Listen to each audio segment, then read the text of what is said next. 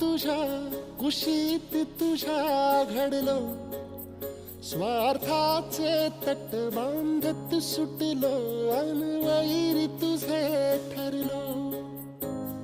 चालवुनी वैराचे नांगर नासवली माती, छिन्न तुझ्या देहाची ही चाळण उरली आता हाती.